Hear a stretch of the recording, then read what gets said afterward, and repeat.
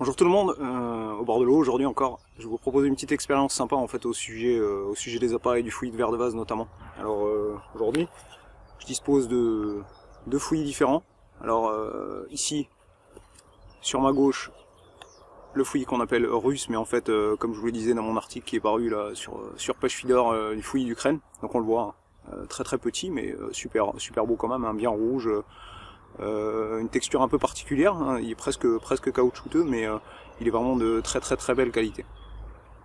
Le second que j'ai là, en fait, c'est du fouillis dit polonais. En fait, c'est celui qui se rapproche le plus de celui qu'on trouvait ou qu'on trouve encore un petit peu dans certaines de nos rigoles. Et on voit là, il est un petit peu plus fragile, il s'apparente un peu plus à des verres de vase et en fait, il remue beaucoup plus. Alors, petite expérience, je vais vous montrer ce qui se passe une fois qu'on met l'un et l'autre dans la flotte.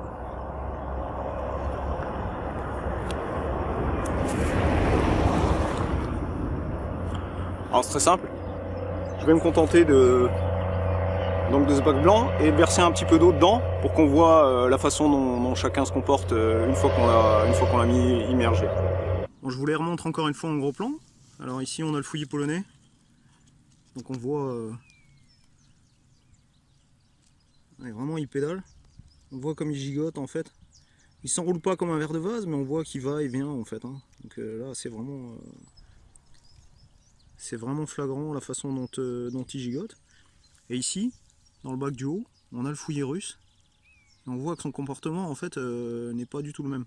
Bon, l'un vient d'une rivière, le fouillis polonais, et le fouillis russe dont je vous parlais dans mon récent article sur pêchefeeder.com, en fait celui-ci vient plutôt de marais. Et il est beaucoup plus lent.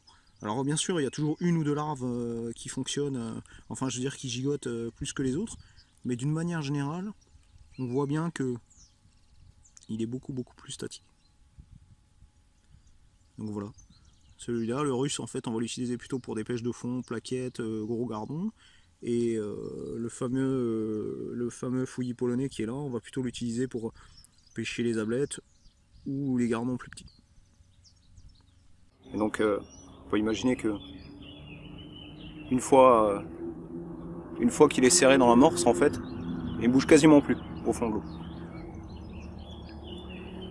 Je vais faire la même chose avec le fouillis polonais.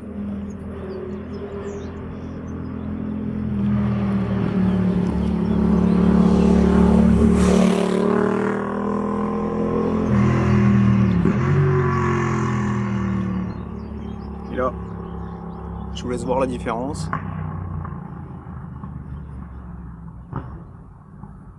Je vais retirer un peu d'eau pour qu'on voit bien.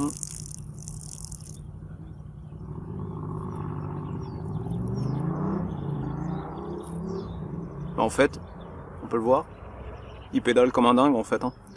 C'est la grosse différence entre les deux fouillis, c'est que le fouillis dit polonais, donc celui qui ressemble plus à celui qu'on pouvait trouver chez nous, et le fouillis russe, la grosse différence en fait c'est que l'un est quasiment immobile sur le fond et l'autre est beaucoup plus vivace. Alors ça veut pas dire que le russe est pas bon parce qu'il bouge moins. Au contraire, en fait, ce que je veux dire, c'est que l'un et l'autre ont chacun leur utilité en termes de pêche. C'est-à-dire que je vais consacrer plutôt le fouillis dit polonais à des pêches de gardons, d'ablettes et des poissons très mobiles qui vont vouloir des èches, qui vont pouvoir chaparder au passage comme ça. Et le fouillis russe, je vais l'utiliser plutôt pour des pêches de plaquettes ou des pêches de fond, ou si je veux vraiment concentrer les poissons vraiment sur l'amorce et pratiquer une pêche relativement statique. Alors, petite anecdote, hein, puisque je fréquente les bords de l'eau un peu partout en Europe, les Belges ont une grosse préférence pour le fouillis ukrainien dit russe. En fait, ils l'appellent médium parce que à cause de sa taille, ils l'utilisent beaucoup plus fréquemment pour toutes leurs pêches de gardons et de fond. Ils ont bien sûr encore ce fameux fouillis polonais, et même chez eux, ils trouvent encore pas mal de fouillis local, mais ils trouvent que ce fouillis-là, qui remue vraiment beaucoup, rend les poissons complètement dingues. Ce qui peut expliquer que des fois, on est envahi par les petits poissons et qu'on n'arrive pas à sélectionner les plus gros. Alors, fouillis russe ou fouillis polonais, faites votre choix.